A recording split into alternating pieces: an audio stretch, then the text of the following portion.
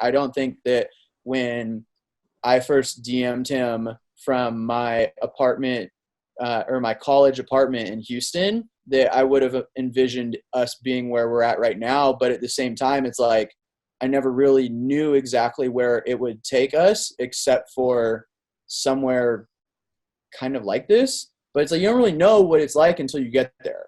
And, you know, it's all just exciting and it's hard and you're learning new shit just 24/7. And then it's like, you know, one day you just wake up and you're like, oh shit, like this is happening. Cool. Like, you know, but we're nowhere near where we really want to be. And so, you know, it might take another 3 years, 4 years, 5 years to like really get him there. But it's like, we're all committed to doing it. I need a beam, beam. I just want a beam. I am not a blogger, but I'm a daily chief. But yeah, so let's continue where we're going. I mean, like, how have you been lately? Like, and like I said, you know, the snot stuff is going crazy. And like when I first met you, the thing that's beautiful about me even talking about this is like I really saw you go through all the changes. You know what I mean? Like I remember when you were still contemplating going to 300 or doing snot. Like I remember those moments. You know what I mean? Yeah, I mean, bro, we first met, I mean, in person in New York, but we were friends through, you know, the scene and Twitter and all that for what, like maybe at least a year prior to that. Yeah, like right when I first started with Elevator, shout out to Hef. But I mean, yeah, no, it's been a minute. I mean, dude, shit's nuts. That's really all I gotta say. It's like, you know, I kind of just took the past year to really focus on my first year post grad and like establishing myself as like an artist manager and like building out, you know, my company to where there's like, it's like a real thing. And, you know, Snot is like a real formidable force in the music industry now. And I don't know if a lot of people thought that that's what was going to happen. They're like, oh yeah, you know, like Snot's like a cool underground thing. And like, yeah, Gosha, like, you know, and it's cool. Cause like, I always knew like, yo, like this is something really, really special. And it just has to like develop right. And it's going to take time and it's not going to happen overnight. And, you know, we have a great team that believes in us. And Snot is an extremely talented artist. You know, at the end of the day, that's really what it is. And he's a genius. And like, you know, he understands the internet better than most digital marketing firms do. And, you know, he can make really, really fucking great music like nothing. And, you know, it's great to be partnered with someone like that who like wants it just as bad as you want it for him. Yeah. So, I mean, bro, it's been sick. It's been a crazy year because it's like, you know, the plans that we had just kind of like fell to the wayside. It's like we were on the road. We did his first tour as a co-headline with Josiah, February and March of last year. And going into that, we had, you know, South by lined up, and then there was a Florida tour, and then we were going to record here and there. Then there was like summer festival stuff, and then boom, like headliner for the rest of the year. And it's like, all right, cool, we're going to be on the road. And I think a lot of people thought like, yeah, Snot's like an underground touring thing, like Suicide Boys and Ghostman, and like he's just going to be on the road for a really long time. And, you know, I've like my background comes from touring and like I started with like hardcore bands. And so I was like really just about like the DIY touring life. It's like, yeah, like fuck it, I'm down. You know what I mean? Like let's get it. And then once, you know, the world kind of came to a halt, we just had to like reassess how we were going to like make it work and pivot. And like, there's no like plan B, like, oh, like, all right, I'm just going to go to law school or some shit. It's like, yo, like all the money we were about to make is off the table now. All right, let's go get some more. You know what I mean? Like, let's go figure it out. Like, let's go do what we have to do to like build other aspects of his business. Like we really went hard with his merch and like that kind of took off. Like, you know, we got super, super locked in the studio. I went down to Florida for like 2.5 months, brought him out to LA. We were recording, you know, and then it's like everything with Cole happened. And that was something that we never really expected to be like a thing, to be honest. Like, you know, we sent him a few songs here and there through 300 and it was like, you know, like, oh, this is cool, but this isn't it. And it's like, all right, you know, whatever, like when me and Snot would always talk about it. And I was like, bro, like, you know, when it's going to happen, but we can't really like press it. Cause it's like those sorts of relationships like really work when it's real, and it's not like he's getting pressed about, yo, like, you have to shoot this, you have to do this, you have to do that. It's like one day, you know, like they just started talking and this and that, and Snot was like, yo, like, you want to peep the song? And that's when we started on Revenge. And then it was just like, I sent him Mean, and he was like, I want to do this too. And then, you know, like it's just like everyone got super tight. And then, you know, Cole really gives a fuck about him and wants to lean in, and he's a great guy. And it's like, now things are really moving at a different pace than what we anticipated on this time last year going into the pandemic. So it's like the year's been nutty, but, you know, it's a blessing, and any problem we run into is usually a good problem to have. And, you know, we're all super, super excited, and everyone's very focused and ready for what is coming the next chapter of Snot. Yeah. And that's the thing, like, I've realized that people don't understand is, like, I've known Jake and Cole for a while now. Like, I think I've set up one video with him, like, where I've asked him to, like, do it. And that was super early on in his career at Rollo. Free Fam Goon, you know what I'm saying? And I think that was the only one I actually, like, sent him. And he was super early on in his career. I think that was his first or second label video. And, you know, and I still don't, like, press Jake all the time. I'll send him some stuff. I sent him stuff from some of my artists, you know. It's you know, like you said, it's like they don't really like some things. It's like, yo, I don't care. And they know that how I am and how I move. And I think most people know that about me. I move on genuine relationships. And it's like, I've known Jake before he was Jake. I've known fucking Cole before he was Cole. And it's like, and for me, I think, like, just building a good relationship with people, it's like, yo, I actually care about the people. I'll say happy birthday, say what up. I don't need to, like, push my artists every way. And also, you know, a lot of people need to understand that you can do it outside of just getting, you know, a Lyrical Lemonade feature or this type of feature. There's so many ways and routes to become successful. And I think that's kind of what you've shown. I've seen the growth in Snot as far as a musician so much in the last year. And I think the growth with you as well, that's why you're seeing the success. It's like, you know, I always tell people it's the sum of all parts. It's not just one person. You look at LeBron, he went 4-13 without AD. They went from first place to 7th place. It's like, even the greatest of all time needs a supporting cast. And I look at what you're doing with Snot in that realm. It's like everyone's on all cylinders, and that's why it's becoming where it's at. You know what I mean? And it's just for me, just rooting for people that, you know, I love music in this type of way where it's like, I love seeing people go from nothing to something. Like, I didn't want to interrupt you when you were talking, but when you were talking about like, oh, this is like you kind of putting everything together. It was like, yo, like, everyone was seeing the growth from it, and, like, you were going to be successful, whether it was a Cole Bennett video or not, or whatever video or not. Everything was just starting to stack on itself. And it's like, I try to tell all, like, my mentorees and everybody that I work with, like, yo, just keep grinding. Everything will happen as it needs to happen. You know, I think people want to force stuff. You know what I mean? All right. Yeah. No, and I mean, I don't think that Snot's relationship with Cole on, like, the video side is the only thing that is, like, leading to where he's at.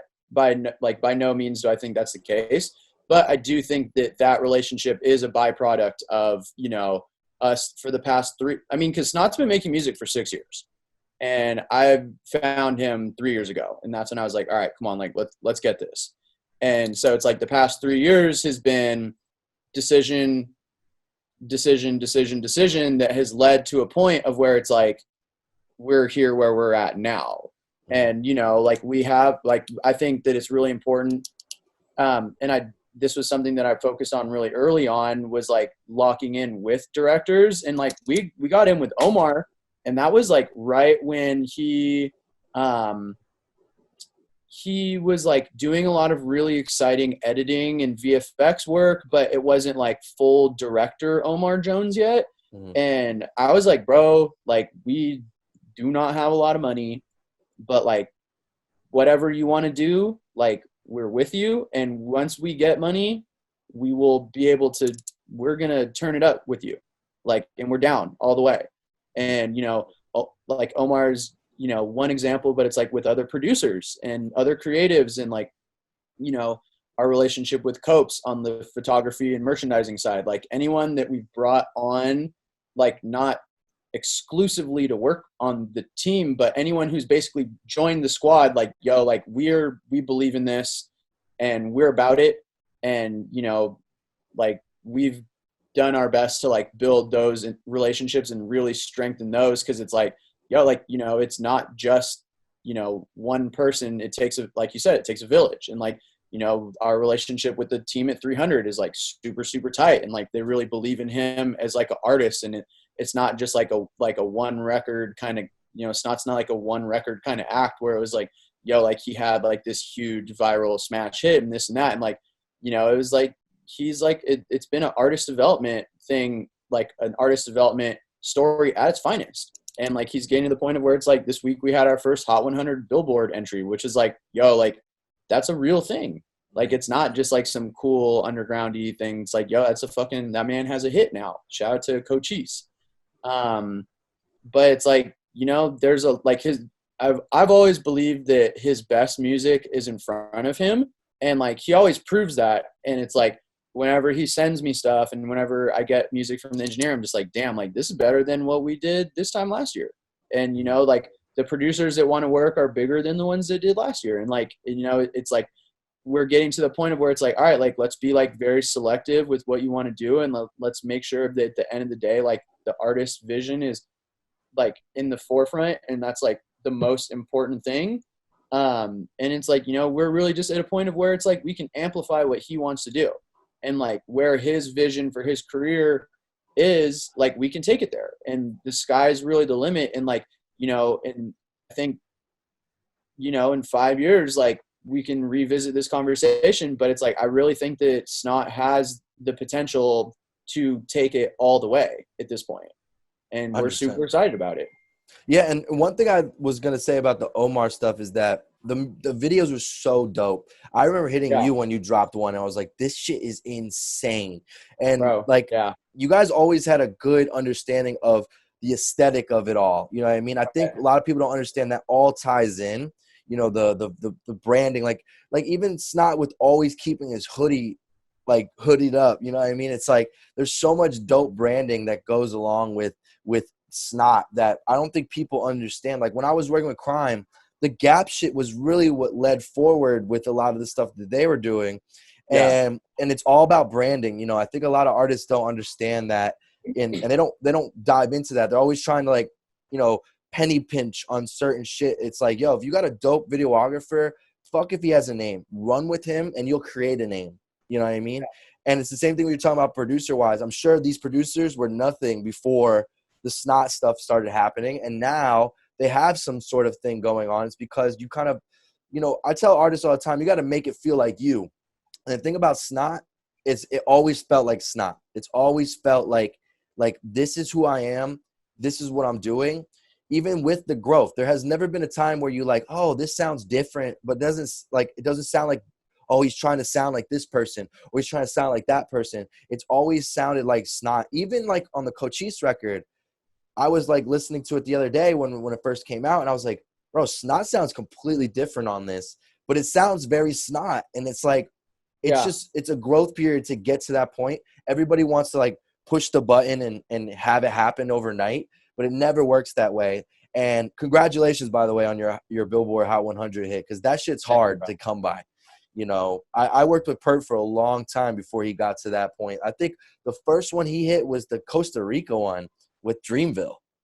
Gotcha. And then, so I think Nephew was the second one, but before that, that was really all that he had. And he also had, you know, he had millions of followers. He had, you know, the whole freaking first tape, Dead Star. Like, he had a lot of things going on, but I don't think people realize that was his first Hot 100. It's hard to get onto that. And just in that moment, like I said, it's just, you weren't going to predict this. It's like when it happens, you're like, yes, it feels great, but it's not like you as Jake, the manager, was like, yo, we're working to get a Hot 100 hit. You're just more like, all right, let's put numbers on the board. Let's keep stacking these numbers on the board. And eventually we're going to get where we need to be. Yeah.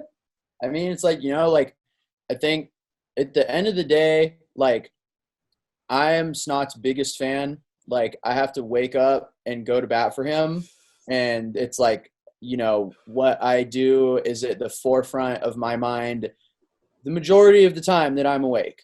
And it's like, over 3 years of just like plotting and, me and Snot really being like on the same page for the, like I started, it took a minute.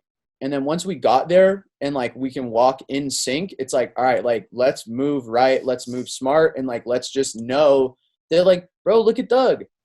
Like that man's been around for 10 years. You know what I mean? Now he's dropping #1 albums, but that has not always been the case.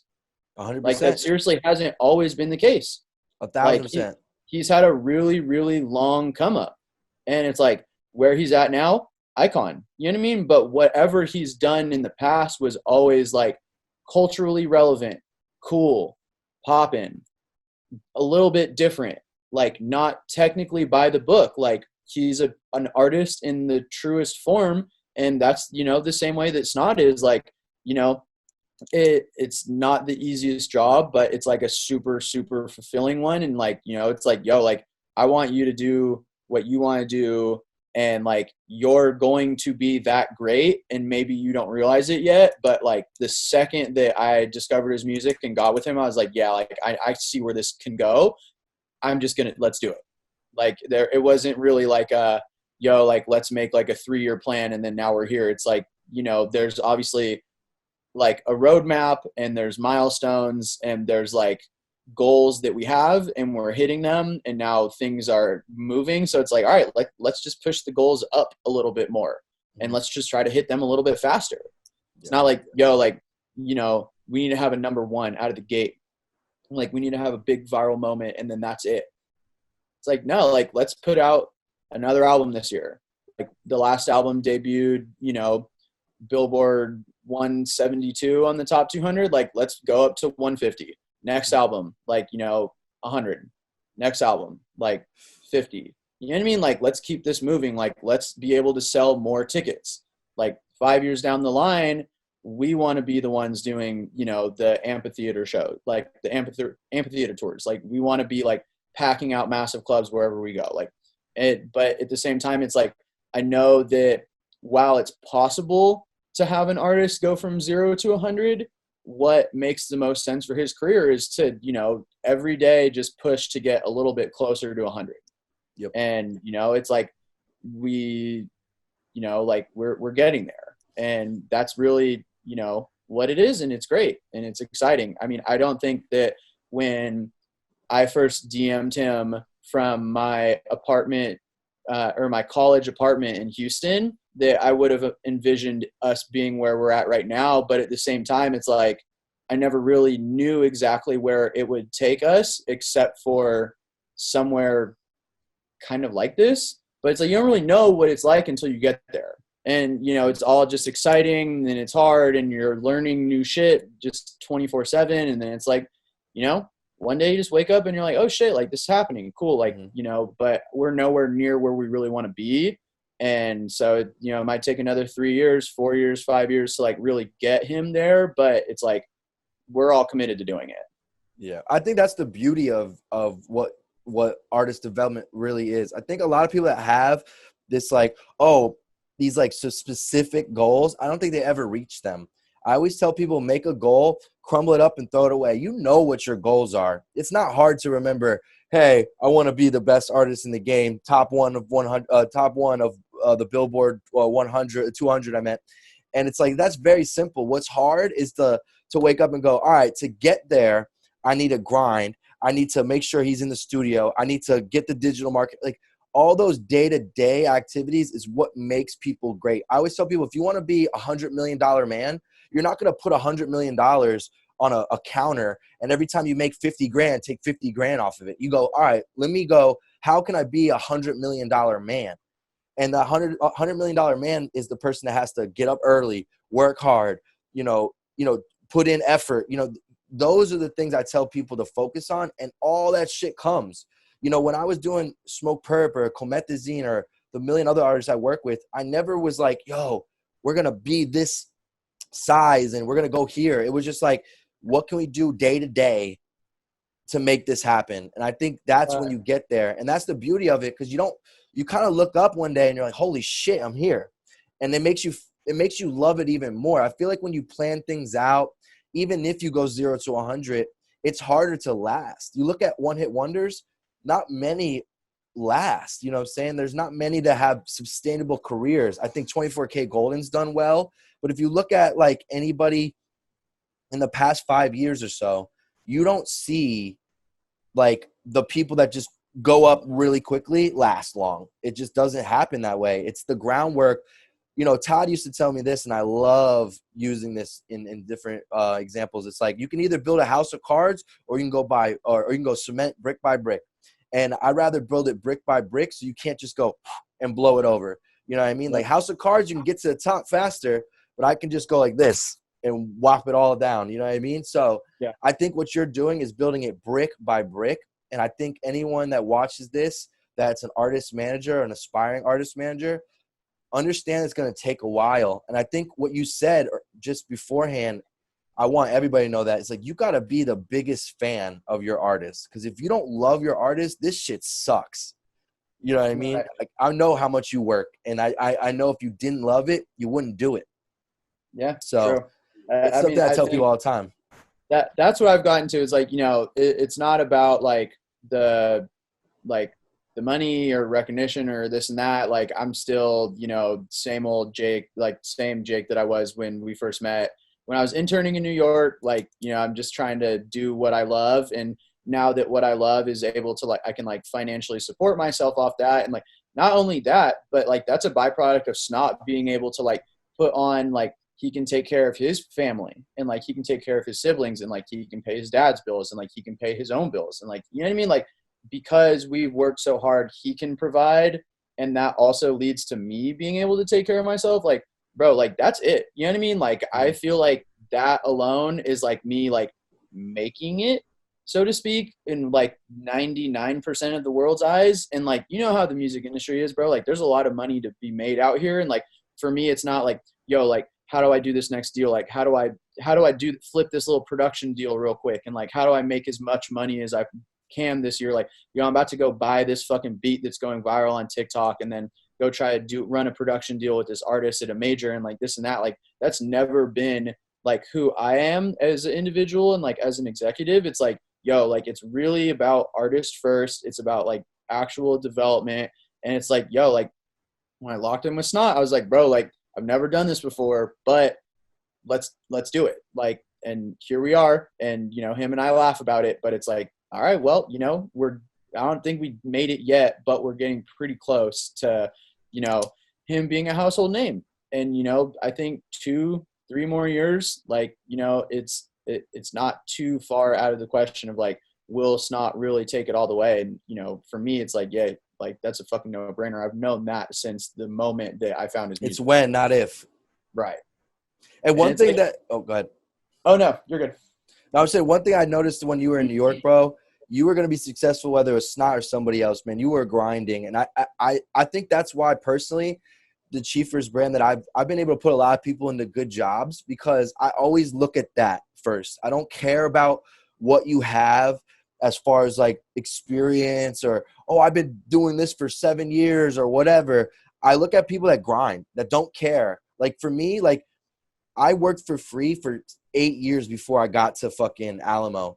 And, you know, that was what, when Sycamore first found me, he was like, bro, he's like, you work for free. You do this shit for free. Like if you got paid, it would just open you up to do more stuff, because back then I was working 40 hours a week and then doing this. It's like, you were always going to be great, because I knew you were just in every situation. You'd be here, there, everywhere. And that was something that I definitely have respect for, because it's like, I did the same shit. And I don't think people do. They don't blindly dive in like that. And I think a lot of people that do blindly dive in, a lot of benefits come from it. Like a lot of people worry. I deal with a lot of these like kids that write for me or interns at Alamo, and they're always like, why am I not here? And I always tell them, get that out of your head. Get that out of your head, because that's the wrong mindset. You got to understand that you're just going to work until you get there. It doesn't matter if it's 2 years, 3 years, 5 years, 6 years. If you really love it, that is what is going to drive you, is the love. Like I used to tell people all the time, and I still tell people all this. Like I look at my bank account and sometimes I'll cry and I'll just literally get emotional because it's like I get paid off of doing something I love.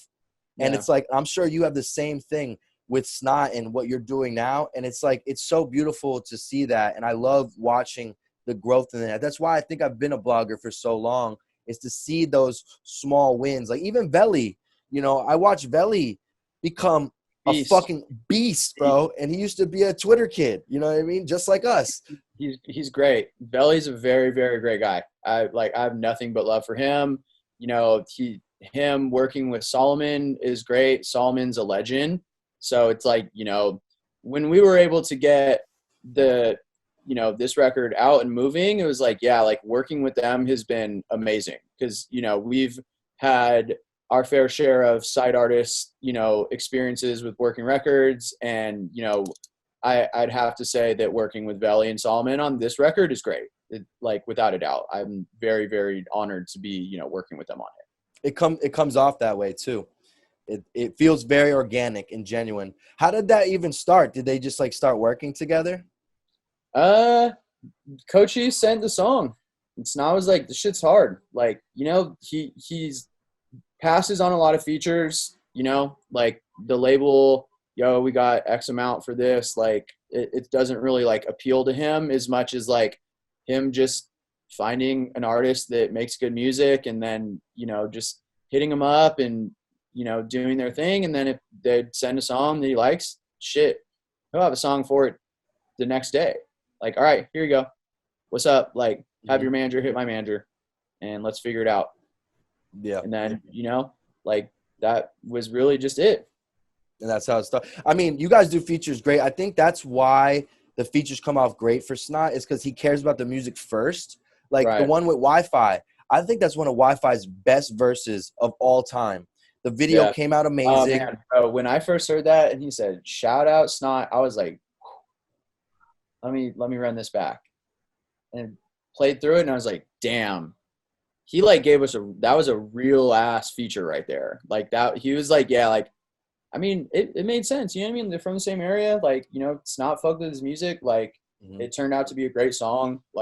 Video is cool. I mean, we'll still play that now. We played it in Florida on Snot's last tour and it still went off. I think the crazy thing is because of the pandemic, it's a lot of his catalog hasn't really been fully exposed in person to fans. It's they can listen to it all they want and his streaming just goes up and up and up and up and up.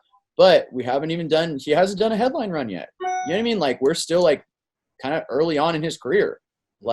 He's done some festival stuff. He did a tour, but it's we haven't done, the what we have coming up touring wise. And once that music is exposed to fans in that way, I think that it's going to connect a lot differently. People are going to be able to appreciate some of the older catalog like Beretta. Mm-hmm. No, I mean, you're completely right. I mean, this whole year, I think, showed people that not only things will just come up, but you got to learn how to adjust on the run. You can't just have a plan all the time. My favorite quote is by Mike Tyson. He says, everyone's got a plan until they get punched in the mouth. This pandemic was the punch in the mouth. So it was figure it out. I think the ones that shine during the pandemic are showing a lot of people how to do it regardless of touring, regardless of this, regardless of anything that in the normal industry world that was considered the way you did things. There's a checklist of stuff that, every label, every artist manager kind of goes through. That checklist got fucking wiped and you had to figure out a different way to kind of make shit happen.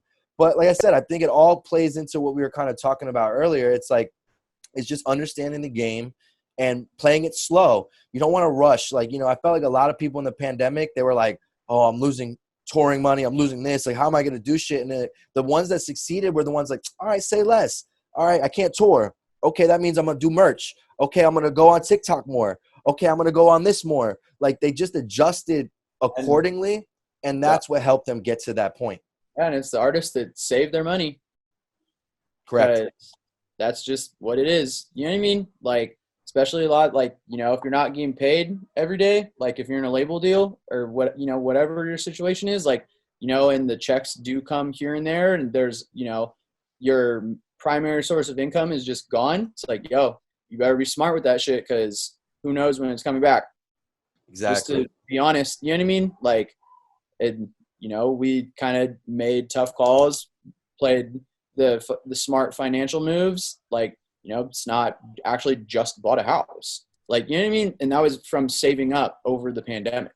So it's Love that. like, you know what I mean? Like, there's a lot, and it's like, it's not just not being able to play shows, but it's like, getting through this last year was fucking really tough. And it wasn't just us, it was for everyone. And, I think that we're blessed position that we're in, but it's like, at the same time, I know there's a lot of people out there that were not as fortunate. And it's like, when, like, as the economy begins to open back up and people are able to go back out and spend, it's like, now is the time to just like go balls to the wall. And if you were grinding over the past year to put your artist in the position to where they can just go psycho once, they can get back on the road, then like, yo, like, you did it right. And if you weren't, then, Lord willing, there's never another pandemic like this, like, in our lifetime. But if there is, you got to take a year or 2 years off. Like, you better really, really fucking reconsider how you spend that time,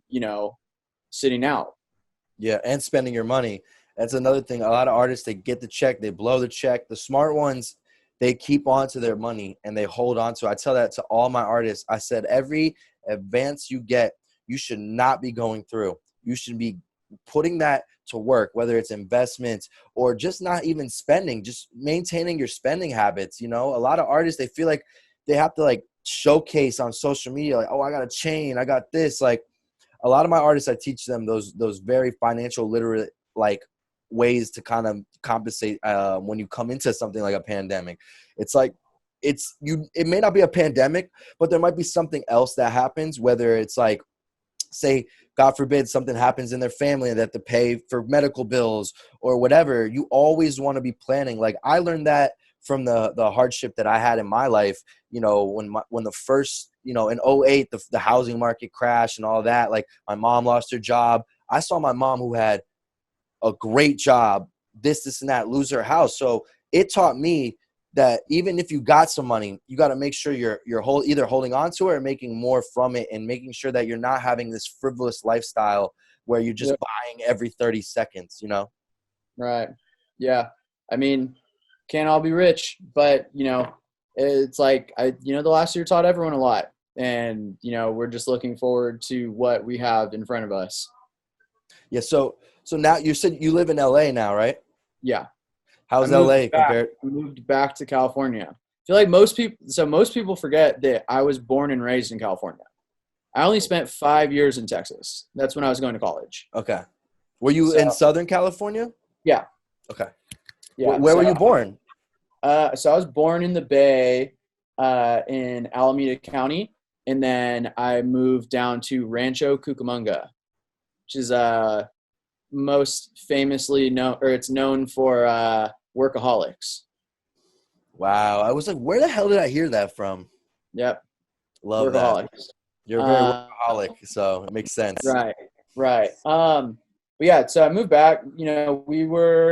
So I was in Florida for a little while, in West Palm, when we were working on Beautiful Havoc, and then we ended up back out in LA, and it was like, like, the apartment rent cost is just fucking abysmal. Like, I got a great deal on something in an area that I liked, and it just made the most sense. Like, I could be out here and really focus on my career, and it was a little bit of a leap of faith. And moving across the country off the back of like a work trip was not like the easiest thing to do, but I'm definitely blessed to be able to travel as much as I do for work. So it was like, yo, like, shit, everyone sports it. Why not? So I was like, hell yeah, like, let's get it. And then, the next thing you know, he pops out to LA all the time, and he's always at my apartment. It's like, yeah, it's been great. And, it's just, now that the world's opening back up and you can, be out and be meeting more people and, network and all that shit. But we were really just like, honestly, for the majority of the pandemic while we were out here, we were just locked in the studio out here. So Snot was recording a ton. We were shooting videos, like we're, you know, working on merch stuff. Like, you know what I mean? So it's like being out here even during the pandemic was still like, you know, everyone's just out calling us crazy. Like, oh, like, why are you guys going to the studio right now? It's like, you're crazy. Like, we don't have the, you know, the ability to just, we don't have the ability to not, like, we got to work. You know what I mean? Like, not everyone can just have their parents cover their rent and chill. You know what I mean? Yeah. Like, we had to get to it. So, you know, that's what we did. And I'm really grateful that we did it, because now that everything's opening back up, it's like the labor of our work over the past year is like really starting to shine. Yeah, I got all my artists home studios after that too. I mean, obviously, once it opened, we can go into certain shit. You know, especially most of my artists are in Atlanta. You know, that was pretty open for most of the pandemic. Shit wasn't even closed. Exactly. I mean, Florida was the same way. So I wanted to ask, where does he record out in Palm Beach? Is it A-Flux? No. So we did the last album at Bay 8. Oh, I love Bay 8. North Miami, but there's a few spots in that, like the North Miami area that he records in. Yeah, Bay 8's actually a great place. Shout out to Bay 8. I love Bay 8. It's a great record. Best engineers, I feel like. They have one of the best engineers in the game. Yeah, they did. We came across an engineer there, Adrian Marino, who is now Snot's like personal go-to engineer, and we ran into him at Bay 8. And we were recording there for like 2 months. And then we wanted to kind of give Snot a little bit of like change of scenery and like let him live a little bit. And like, you know, the routine of like driving from West Palm down to North Miami and then back like 4 or 5 times a week is like, you know, it's tough. Sucks. You gotta know that drive to know how shitty that is. It's an hour plus, depending on where he was in Palm Beach.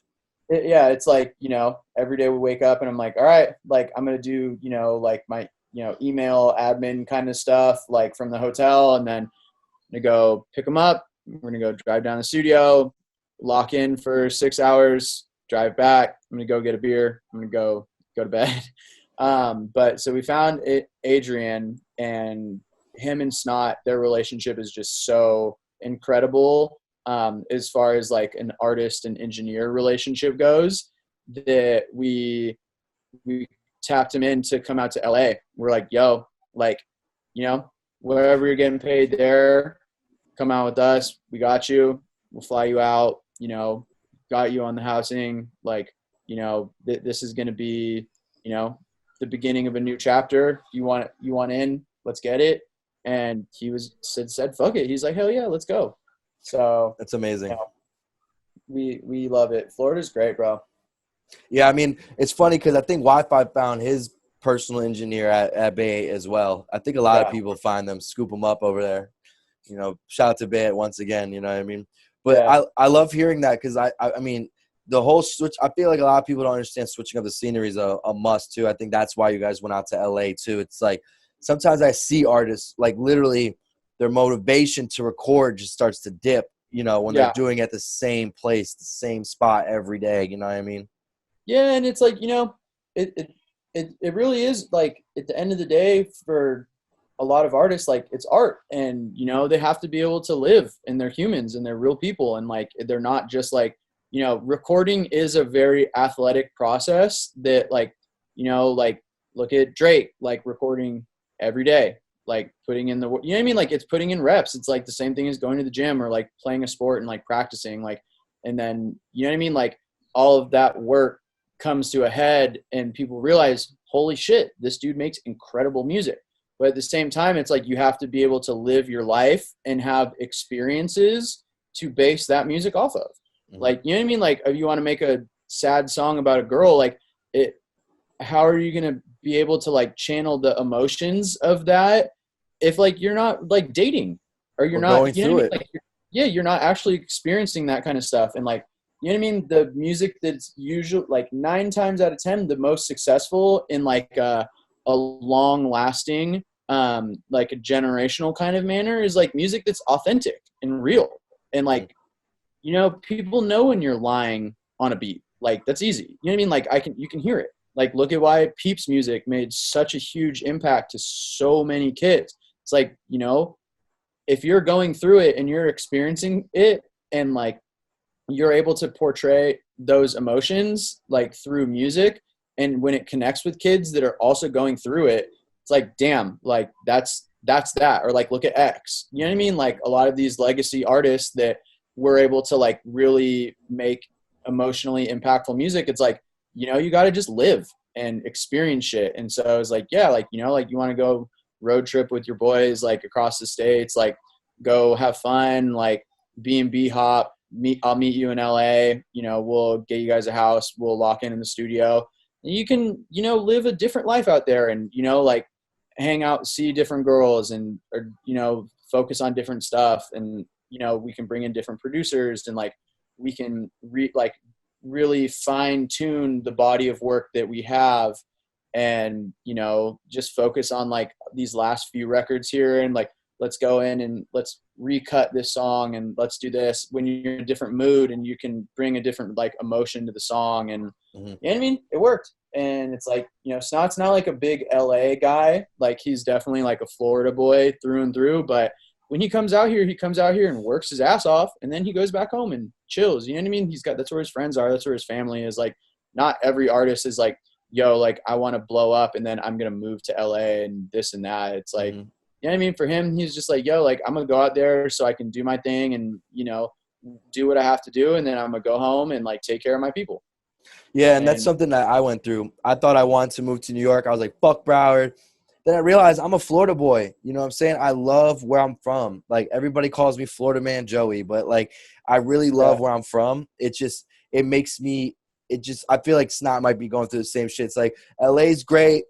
San Diego's great. You know, I love Chicago as well. I haven't been to Houston or Texas yet, but when I go there, you got to go – Houston's great. I love Houston. I love Dallas too. Like I definitely have a lot of love for Texas since I spent like my college years there. But for me, it was like, yo, like I'm ready to move back to California. And that's, you know, the same way that you felt is like, you know, it's like, that's where you're from. And that's what, you know what I mean? Like Houston is where I really like, I guess Texas as a whole is like where I really like, you know, put in a lot of groundwork to start my career at this level. But it was like, you know, let's, you know, just go back to where I'm at. And I have a lot of family out here and all that, friends and all that. So it's like, yeah, California's cool. I love the beach. It's just getting back to your roots. You know, I feel like a lot of people don't understand that. It actually fits into what I was going to bring up earlier. It's like, it's that authenticity that you have, you know what I mean? And one thing that I try to tell people all the time is like, you know, what Snot's bringing, what Drake is bringing, that authenticity makes them feel like they're their best friends. I'm sure you probably see Snot's DMs or how people talk to him. Like they feel like they know him. They may have never met him. And that's because of that authenticity that you bring into the music. And like you said, experiencing those hardships and heartache if you got a girl that broke up with you or maybe a homie does you wrong or whatever. Like that type of authenticity, and I call it vulnerability. I think the best artists are very vulnerable. You look at Drake, vulnerable. Rod Wave, vulnerable. Roddy Ricch, vulnerable. Polo G, vulnerable. Like these guys are saying, look, I make $1 million, but I get slimed over too. I get a girl that cheats on me as well. You know, and I think regular people, they really feel happy about that because a lot of people, I think not me and you, they don't, like you said, artists are real people. And I think a lot of people don't know that notion. And they start to like go, oh man, like they're living this lavish lifestyle and they're always happy. Like, no, like for the most part, they're regular humans like yourself, you know, and myself, you know, we go through issues, we get sad, we get angry, we get whatever emotion comes throughout the day. And I think a lot of people have that separation, but that's where the best artists are, is they're like, I don't care what you think. I'm going to say whatever I need to say. And I think a lot of people love that. And also, I say this all the time, I think people live through their artists. They live vicariously through their artists. They may not be able to like quit their job on the dime because, you know, they got to put some money on for the bills, you know what I mean? But when they listen to Snot or whoever they love, they can feel more empowered and feel like, oh, okay, yeah, I can't do it this month, but maybe next month. Like it just keeps people motivated and in more of a positive realm. And I think that's why music that is more authentic always lasts longer. And I think that's why Snot is really making his realms, even with Gosha. You know, like I remember when he was first coming out, a lot of A&Rs were like, what do you think about Snot? It was very confusing. A lot of people didn't see it. So like, that's another thing I want to give you credit for, is that I remember when I first met you and you were talking about Snot, you were all in. Even when someone like myself was like, I don't know what's going on. But I think that's the epitome of the best artist. I look at when I fell in love with Chance. I didn't like Chance in the beginning. I kind of hated him. And you kind of grow on it. I think every artist that you kind of can't pinpoint what they're doing is actually the best thing, because in reality, you don't even know it. They're doing something different. And that's why people are like, oh, I don't know how to make this move. I don't know how to digital mark this. I don't know how to fucking make him go through the rollout, because it's like, it's different. But I think that's what you've done. And it's funny that this is kind of becoming the theme of this conversation, but it really is one of those situations where like, you got to just do stuff that feels like you. Like Jake, you've always been Jake. You've been authentic. And Snot has always been Snot. And it's like, now the meshing of two authentic people have now brought it up to a level that most people would think like they would dream for it. And I know I try to tell everybody that's doing this stuff, it's like, you gotta stay true to yourself. Like, you know, I think why people fuck with me is because I do get emotional. I'll get angry. I'll get mad. Or I'll get sad or whatever, but I'll apologize to people. I'll be a man and be like, yo, Jake, my bad for like coming off like a dickhead yesterday. Like I was just, you know, my mom was yelling at me. I was going through shit. Like, And, you know, I think back to the authenticness of being a person, I think that is number one. I think people understand that, you know, you can't always be happy-go-lucky Joey or happy-go-lucky Jake. And it's like, that is what takes people to the next level, in my opinion. Right. Yeah. I mean, look, it's life. You know what I mean? Like, you just got to be good to people. You got to work hard. You know what I mean? You got to treat people right. And the shit always comes back full circle. You know what I mean? If you're out here just like running a mess, like shit, you know, universe might repay you in the same manner. Yep. I always tell people, you run away from your problems, your problem is going to run after you. And you got to I always tell people, treat it like a wave. If you stand there and let it hit you, it's probably going to knock you down. But if you run at that wave and you dive underneath it, you can alleviate the wave, if you will. And I tell that with everyone's problems. You got some problems, run right at them. Look right at them in the eyes and say, yo, I'm fucking conquering you. You know what I mean? Absolutely. So one of the last questions I wanted to ask you is about you personally. So is it just Snot right now under management? Do you have producers? Are you working to maybe get someone you get, you know, a little bit bigger? Maybe you can put a better team around. Like, what's the plans, you know, for Jake? So there's a few producers that I'm working with, Donnie and Kevin Katana, that are starting a collective, like you know, Discord producer collective, but they're actually starting to rack up some pretty exciting placements with like Namir. They've got a bunch with Snot. They have a few sync placements that just came out on like the Shy. I know we got a confirm for like a YG song. So it's like a lot of stuff that's like starting to pick up. And then that's a good question about what is next, because that's been something that I've been kind of pondering myself. And it's like, that's the $1 million question for my career. But I think what I'm starting to realize is that I want to manage managers, and I don't want to just manage artists. And I think that where I see what is next for me going in the next few years, while, you know, Snot is like develop artist managers to work, you know, for my company. There's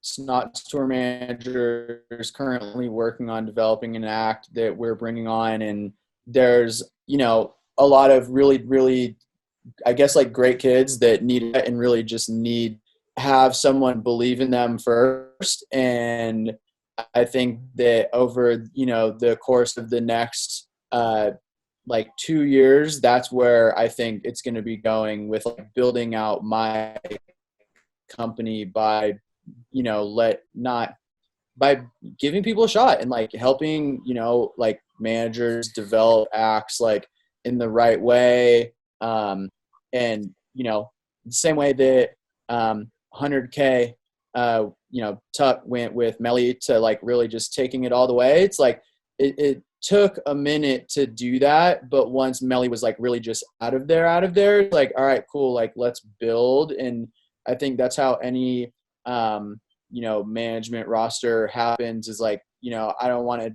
pull the trigger on expanding when I don't have the bandwidth to do it, or don't have the track record to be like, yo, like I'm that guy.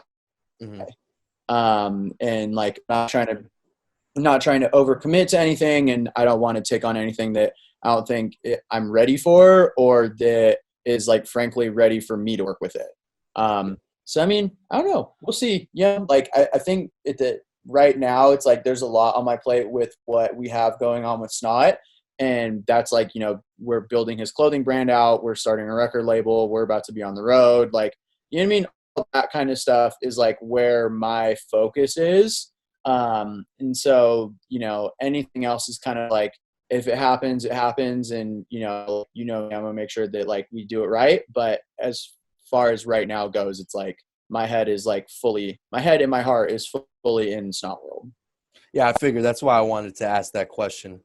Yeah. So I guess the last question would be like, you know, what would you want to say to someone that's trying to become an aspiring A&R or aspiring, you know, manager? I think a lot of that's been said in this conversation, but if there's any specifically that you'd like to say.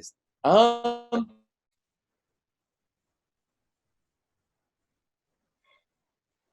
mean, there's so many things. I don't know. I think it really just boils down to you have to go do it. And, you know, I run into a lot of like aspiring A&Rs, and it's like, yo, like you got to go take an internship somewhere. Like go learn from someone who's doing it. Like go make yourself fucking useful. Like you getting people to think that you're something isn't it. Like you have to go fucking do the job. And like being an A&R is like, getting a job as A&R, like, you know, is not fucking easy. So it's like, yo, like if you want to be an A&R, like go bug an A&R on Twitter, prove to them that you can find good music. Do what I did. You prove to someone that you can find good music. Go fucking save up all of your money for, you know, to go live in New York for 3 months and go intern. You gotta be the first person to show up to the office. You gotta be the last person out. You gotta be the one that motivates the other interns to work harder. You got to be the one that actually brings acts into the office. You got to be on this shit harder than anyone else. You have to have the other interns thinking that you're a psycho because you're just so focused on this. And you got to fucking sign something. Find something that gets a deal. Start as a consultant.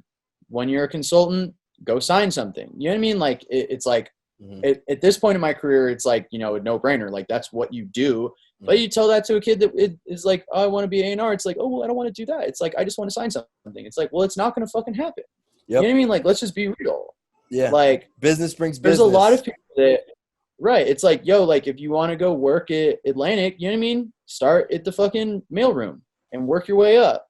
And you know what I mean? For me, it was like, all right, like, do I want to work my way up within 300 or I want to do my own thing? And like where it really felt like it made the most sense was to do my own thing with Snot. And like, here we are. And you know what I mean? Like, I think in a different universe, like maybe I would be an A&R at 300, but right now it's kind of just like, you know, I'm happy with this. And like, if you're an aspiring manager, is like, you know, you got to find an artist that needs a manager and not an artist that wants a manager or an artist that you like. Like you got to find an artist that is in need of a manager and finding out like understanding what that means for the average, like, you know, music industry Twitter kid might not be like the easiest thing, but it's like, you know, like you can believe in someone, you can find someone talented or this and that, or you can like an artist and like, there's like this emotional connection that you have to something. But at the end of the day, like if that artist isn't like building a business and they don't understand what's going on, like you don't have a fucking job. You're just a fan. You know what I mean? Like, Correct. There has to be shit for you to do. Like, you need to be able to step in and like speak on their behalf. Like, you need to be able to help them. You need to be able to advise and make decisions. You need to be able to bring deals to the table. You need to be able to build out the team. You need to be able to bring on an attorney and a manager and a business manager and a CPA firm. And you need to be able to do all this. And that's not happening if there's no money.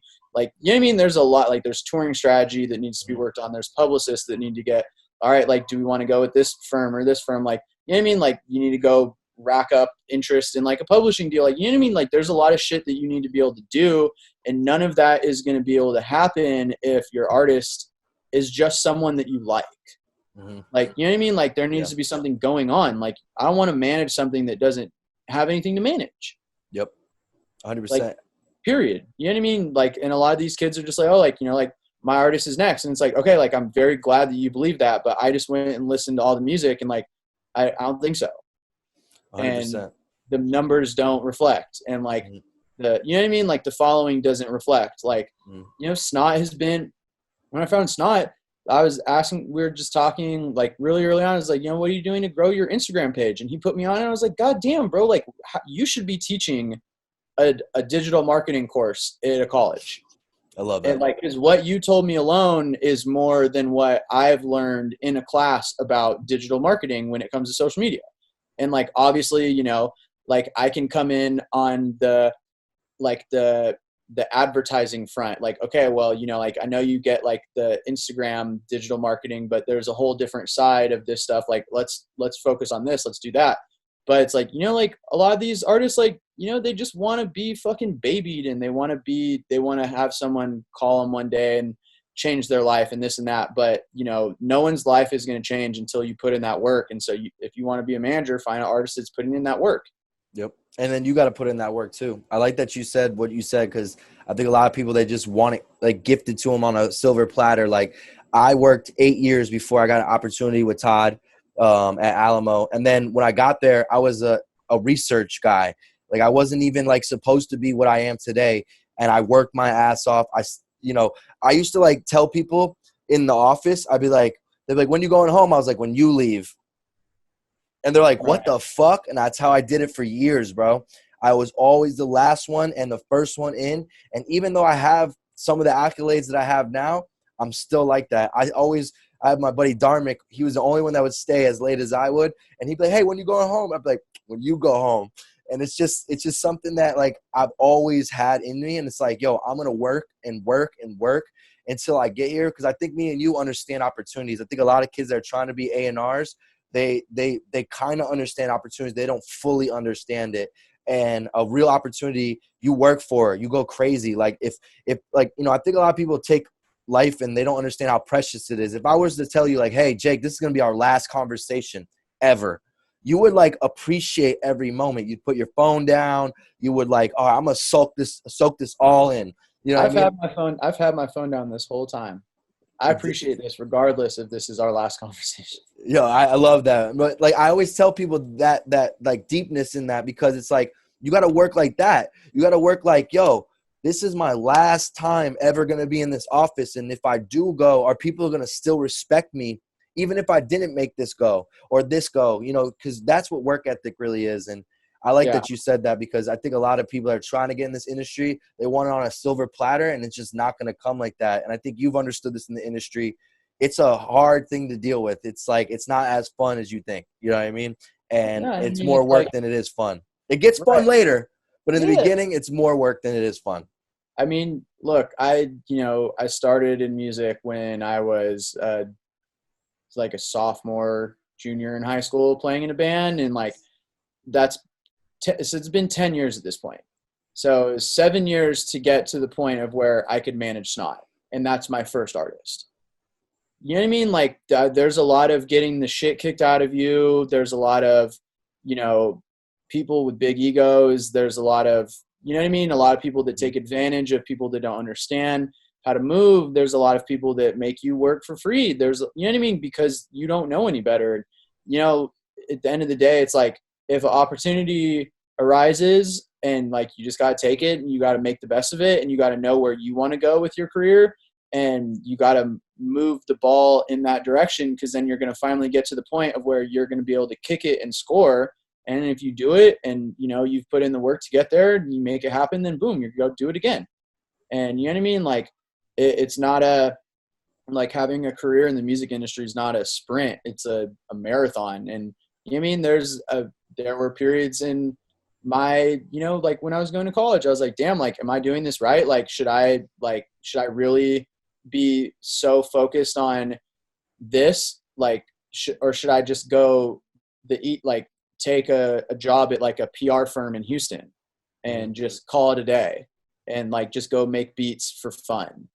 You know what I mean? Like, do I really do I really invest the little money that I'm making as a student into continuing to do this? And like, oh, like I don't even have enough money to pay my rent this month. I'm gonna put up $500 on Snot's first music video that I did. You know what I mean? Like, it's just the sacrifices and you know, it's like you gotta just be down for it. Unless, you know, your parents are execs, then sorry, but like shit's not easy. And you know what I mean? Like, a lot of people, there's a lot of different routes to take. But I think at the end of the day, the common denominator is that you have to really, really fucking want to do it. I need a beam. I just want a beam. I am not a blogger, but I'm a daily chief.